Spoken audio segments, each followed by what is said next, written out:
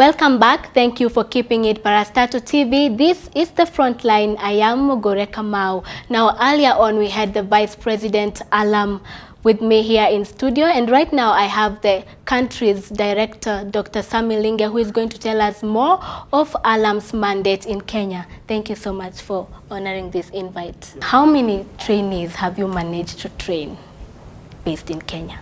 We've been in Kilifi, we've been in Kajiado, we've been in Mount Elgon, we've been in Eldoret, we've been in Kisumu area, meaning Nyanza area, place called Awasi, and many other places.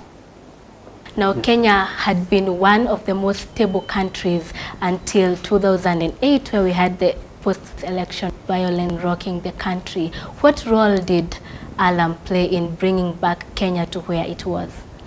We did a lot of trainings, calling people together. We normally bring different leaders.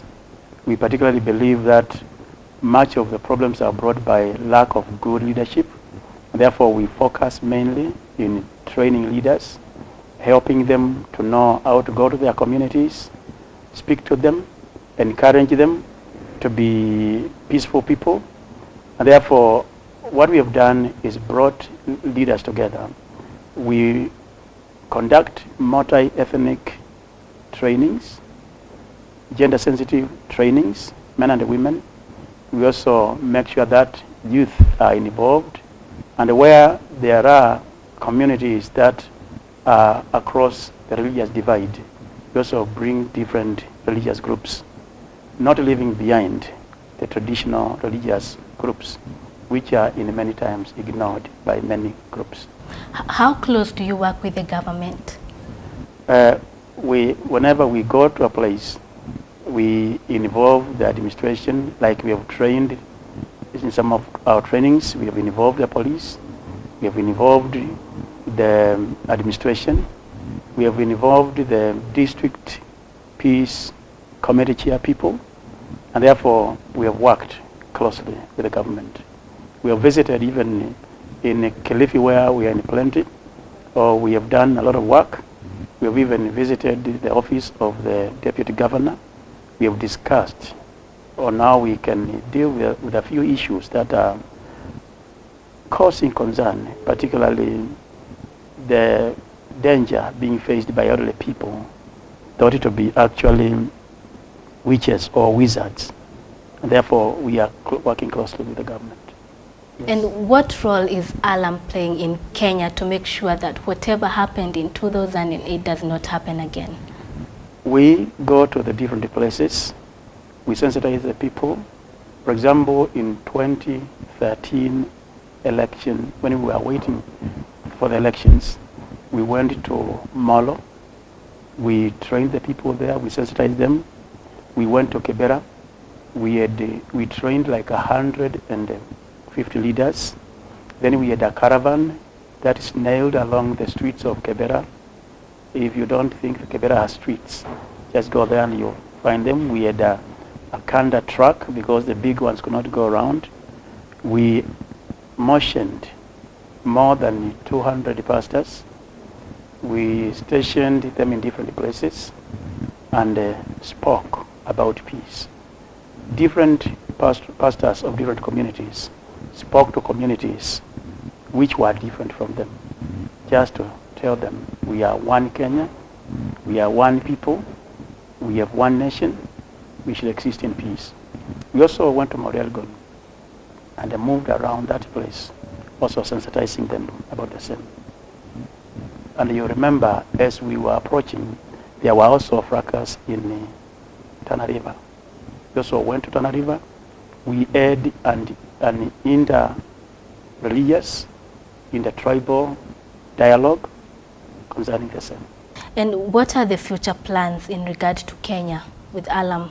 We still plan to continue talking to Kenyans about peace.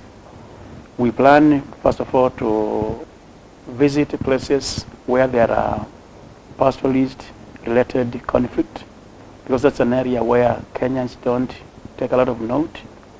We have good intention to go to Pokot, Sesamburus, Petrucanas. We want to loop even to think about the northeastern Kenya. We also want to think about the Ormas and the Pokomos. And we're also interested in the whole of the Kenyan coast because of radicalization of the youth. In one of our strategic plan items is the cost. Okay. Yeah. What are some of the challenges that you face in trying to equip these leaders with the necessary skills? I think one of them is coming from the way peace has been approached. Peace has been approached like something that should be done by some people from outside the country. When people hear about organizations and the non-governmental organizations, they think of people from the West. Because we are a highly African organization, they don't understand us. And because we also want this to be Africans by Africans for Africans, the people have been given this kind of notion that whenever they come to think about peace, they should be given tokens to go home. Somebody should bring them in. Somebody should take them home. To break that kind of approach, to tell the people, it is your peace, and it should be homegrown. That has been at all older. So other challenges are just to tell the people, we need to use our own resources to build, to construct our own peace. Because it looks like people are thinking somebody will come, bring resources for us to build our peace. But we are saying we must, as Kenyans, find solutions to our problems. Also to help people to know how to dialogue.